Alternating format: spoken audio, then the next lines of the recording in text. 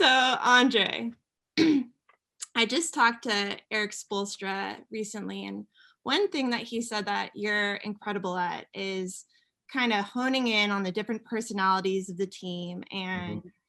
with your leadership style, like knowing who to talk to in a certain way, who to jump on at a certain time, who to give space to. How did you develop that skill? Well, I think a little bit of trial and error, just learning the ropes, and learning how to deal with different guys. I came in the league, I was the youngest guy on the team, and a lot of different veterans.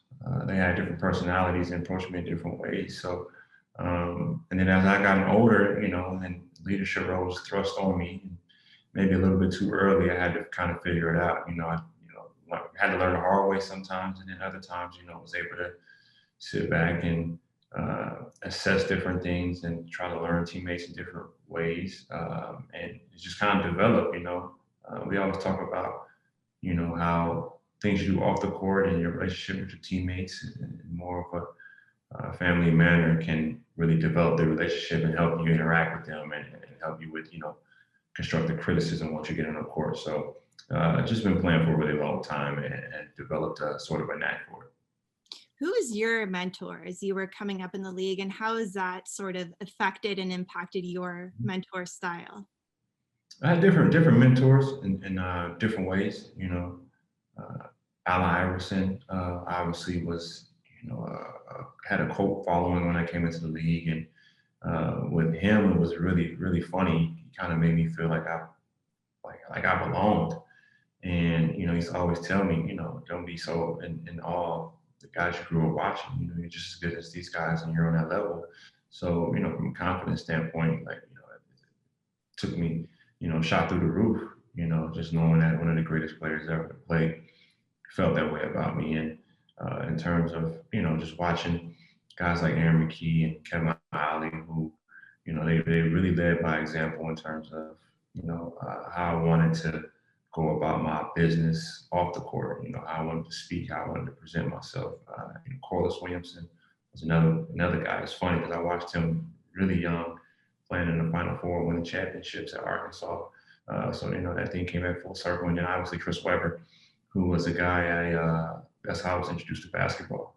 Michael Jordan, obviously with the Bulls growing up in Illinois, but also the Fab Five was when I really got into the game and started to follow, all those guys. Spoke about a lot in my book. So, just very fortunate to have some really good leaders and really good veteran guys help me along the way. So when you first came into the league, you were playing behind AI and really enjoying yourself. And then he left and you became quote unquote the guy. Mhm. And all of a sudden everything changed, a ton of pressure, the way media interacted with you. What was that change like? And then going to the Warriors and rediscovering just sort of like the love and the joy of basketball. Yeah, well, you learn a lot going through those phases, and I think it's helped me definitely off the court more than anything. Stress to my son now a lot is pay attention to the details. Everything's in the details. You should always be aware of your surroundings. And that's going to help your life. I mean, just take a simple task as or supposed to be a simple task as driving. Just the rear view mirrors, side view mirrors, knowing what's going on around you. So I was always thinking about those different types of things. And then when you went to Miami, do you think you helped sort of like change the culture there and helped like remind guys to like tap into that love of the game and that like lightheartedness and joy that you played with in the Warriors? Like, do you think you helped bring that back into the locker room in Miami too? Well, that's definitely the plan. I think what I try to do is share my experiences with them, and then just letting them know, like, listen, I have my, bumps and bruises in the league, but it's helped me get to where I am. So embrace it. You know what I mean? So I think that's the things that I did, once I was thrust into that role of the guy, especially in a market like Philadelphia, was, just being in it, didn't know how it would affect me or help me going forward, depending on how I addressed it or how I just took it straight on. So, I had some moments where, my confidence was a little shot, or my mind wasn't in the right state, but I just kept battling through it. And now being able to, share those same experiences with the guys. They see I've gone through it, and I can tell them what they're feeling before they feel it. I think they really respect that, and that's just what I try to do. And a lot of people want to hear about the Golden State years. That was just magical, and we just came to work every day smiling and just tossing the ball around, and shooting the baskets, and holding hands, and it's all merry. But just let them know it was a lot of work that went into it, a lot of bumps and bruises along the way that I just embraced and got through. And once I had the opportunity, to be in an environment that I thought I could thrive in, going through what I've been through, good and bad, it was just a perfect timing and perfect match. Speaking of your Warrior days, in 2015, when Steve came up to you and said, I want you to start coming off the bench. And I know that was a series of talks, not one talk in particular, but what was your reaction to that at that time? Yeah, I always try to tell people that, Steve and I come from the same basketball background in terms of, how we think the game, how the game was taught to us. And, Coach O had, certain fundamentals, certain principles of the game. So we spoke the same language. There's a lot of different basketball terminology out there, different languages within the game, and we spoke the same language. So I had a really good understanding for what he was trying to do and what he was trying to accomplish. But it was tough for me because, you're just so accustomed to having a rhythm, flow of the game, and confidence plays a big part of that. And my job changed a little bit, my role changed, not just coming off the bench, but in terms of what my focus would be going on the court, and it was more of a facilitator focus. And it took me a while to really find a balance of being a facilitator and being on the attack, while still finding the flow of that ball movement in a beautiful way. We came to gel as a group. So it took me some time, but everything happens for a reason. And just been talking about it throughout a short conversation in terms of just embracing the whole process and the bumps and bruises through it, and then in due time, you reap what you sow. Steve called it some poetic justice that then, in the NBA finals, you're called upon to go on to, make these incredible stops against LeBron, win finals MVP. I'm curious, when you reflect back on those moments, what was driving you during that time? And have you gone back and kind of talked to LeBron about that series ever? No, not at all. It's actually funny. One of my rookies on one of my teams, through it all, they're like, are you going to say hi to LeBron during the game? And it's like a funny question. I'm like, well, why wouldn't I say what's up to him? Like, I'm trying to understand what he's asking. He's like, well, you guys are like enemies. And I'm like, well, where did that narrative come from? And he's like, I just been watching basketball, and throughout it all, it seems like they're always going up against each other, and they're always trying to say it's you versus him. And, can you stop him, or he blocked your shot, or so many different things. So I got a little chuckle out of it. And it's just like, it's the nature of the game, the nature of the business side to drive, you drive that narrative of, not me in particular versus him, because, he's one of the greatest of all time, but 2001 finals. So it's just the nature of the beast, but it's all love, definitely a lot of respect for LeBron, what he's done throughout his career. So we never had a chance to really talk about it. I think the last time we were teammates was we played the All-Star game together, and then obviously the 2012 Olympics, where we really gelled well. So I'm pretty sure, when both careers are said and done, there's a lot of respect there, and there's a lot of appreciation on both sides. So you win 3 NBA championships with the Warriors. You joined the Heat. Did you think when you first joined that team that they had what it took to reach the finals? Yeah, that was interesting. A lot of people have their opinions on how things played out, but for us, I think we can kind of see like the path we would have to take to try to make a run at it, and we had a lot of confidence in it. And we had a team that was just really built to have some success in the postseason, and I still think we have that. Jake Crowder was great for us. Derrick Jones was great for us. But you look at the will of Jimmy Butler, and he's just a basketball player that will will you to a win. If you had one game on the line, you talk about so many different players. Who would you pick? I think that is really what goes into play. A guy like him being in that conversation. You hear about the top 5 guys. You never hear his name, but if you ask that question, you got one game to win, who's the guy you're gonna pick? That's a even better question than who's the most talented or who's the best, because his name's definitely up there, and he willed us to the finals. With Bam in particular, you guys have a similarity in terms of when you were in Philadelphia, you were this young guy with like a huge amount of pressure on you. And now he's in Miami, young guy, huge amount of pressure on him. How have you helped guide him specifically through all of that? I think with Bam, it's just more getting him to,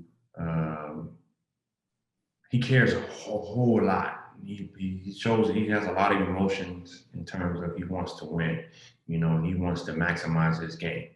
And that's exactly what you want from a player.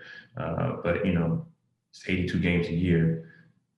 So for me, I have to, I'm kind of like the opposite with a guy like him. Like, I don't have to say anything to him about getting ready for a game or giving it his all, or just, one more possession, just, give me 110%, whatever the percent is. Like, he's always like that. He's always all in. So for me, it's like when we going through tough stretches, it's like, hey, this is the course. This is how it's supposed to, it was written already for it to happen the way it's happening. So how can we, try to think about the bigger picture and not put too much on ourselves to try to, shoulder the whole load, and just, okay, take a step back, assess it, reassess it, and then try to move forward. But just enjoying the process as well. Like, sometimes you have to embrace, the down times, or the times where things aren't going your way on a basketball court, especially in this league, because it can do a lot to you mentally, and you want to be well balanced. So I just try to be the balance for him, and trying to take on so much, and trying to overcome all that pressure that's, put on a 23-year-old kid. Now, going back to the bubble, not only were you leading the Heat during that time, but obviously with your roles in the National Basketball Players Association as the vice president, what was it like to have sort of the entire league looking to you for guidance during that time, and especially when you and Chris Paul decided to call that players only meeting following the Jacob Blake shooting? What was it like mediating that and having basically every guy in the league, all these different egos, like looking to you to help, like figuring out how to lead in that situation? Mm-hmm. Well, I think being part of the union and being part of the board for, I think I lost count of the years, and maybe 8, 9 years. It's been a while. Just being part of the process of, finding a great mind like Michelle Roberts, and helping other young guys get on the board and keeping them up to date on the ins and outs, and going through a lockout, and going through renegotiation of elective bargaining, and being on so many calls. Like, I think, people don't understand how many hours go into that. And so we have a great body of players who are, very involved with what's going on with our union, and CP's done a hell of a job in leading the charge and being there to support him, and being ready for whatever, especially getting ready for the bubble. It was just kind of seems like a precursor to what lied ahead, although we didn't know, what was lying ahead, and being able to gather the guys and rally the guys and get on the same page, and, just have such open dialogue to be able to move through it and move together as one through it all was just a beautiful thing.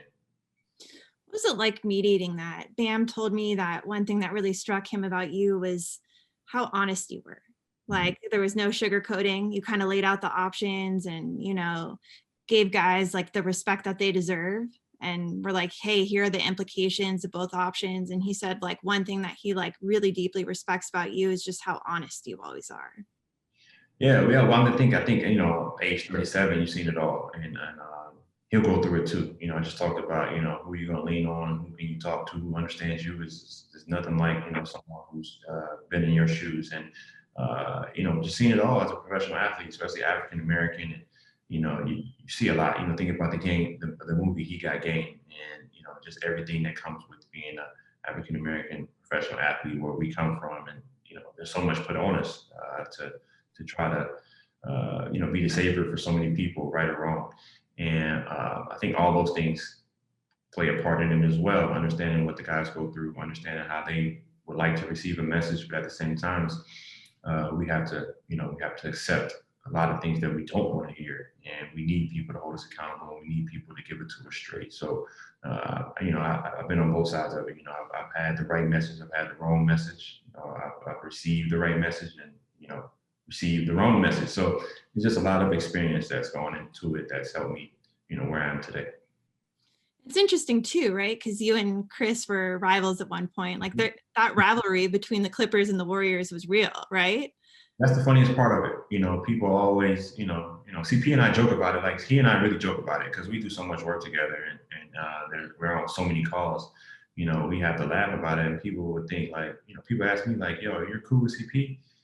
Seeing that we went at each other so many times, almost like the LeBron thing. But I was like, listen, we're in the, it's like we're in the same corner constantly in terms of the agenda and things that we're trying to improve and do for our union, and working with the league and making sure that partnership is working the way it should be, and both sides are getting what they want. Both sides are happy at the end of all negotiations, and you got to be able to put all those things aside to represent something special like the 450 guys that are in our union.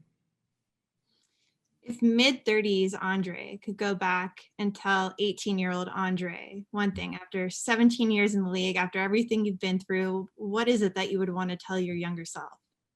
I asked myself that actually a lot. Really recently, like this past year, I've been not more like past like 2-3 months, been thinking about like being in high school or just starting out in the league, and what would I have done different. Definitely wouldn't have done anything different. We know one inch can change the trajectory of the next 10 years. So I would do everything the same, but probably told myself to just keep diving in the books, I read a lot now, like I consume a lot of information.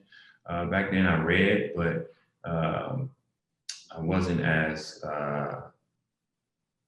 like keyed in on the information I was taking in. I was just taking in all types of information. I would have told myself to really focusing on the information you're taking in, whether it be the radio station that I was listening to back then, or the gossip. When you're young, you just want to keep up with current affairs and certain trends, and whereas now it's more focused in things that will directly affect, how my ecosystem is working, or the relationships that I'm gathering, or the conversations I'm having. Where do you see your career going after you retire from basketball? I know Steve said that you could be anything you want to be, and you're going to be doing amazing things. Bam said you're going to be a CEO of something real soon. Where do you see yourself? That's a good question. Try not to give too much, but I got some good things going on. Building in the process of building a team for something special right now. Just got cleared today, actually. So news will be coming out soon. So really excited about that. A lot of efforts will be going into that. But business wise, it's kind of set up for the next 5 to 10 years in terms of exactly what I'm going to be doing. Obviously, being a parent is a very important thing. And as your kids get older, you realize how important parenting is. We see other kids, you realize how important parenting is. So trying to make sure you leave a decent legacy behind with the humans that you bring into the world. So I got 3 young ones, and that's going to be a major focus of mine. Is they family sacrifices so much for you, especially in this in the sport that I'm in, or the business that I'm in. So time to pay it back once it's all said and done. When I'm done with this. Have you thought about how much longer you want to play? Yeah. I know exactly how long I'll play. How long is that? More time. I got more time. I got a little more time. I don't know if that's one day or another decade, but I got a little more time. I remind myself sometimes I can still play. It's kind of funny. I'm like, whoa, you're not too bad at this. So awesome, Andre. Thank you so much for your time. Anytime. It's good seeing you again. Huh? Good seeing you again. Really good to see you, my friend.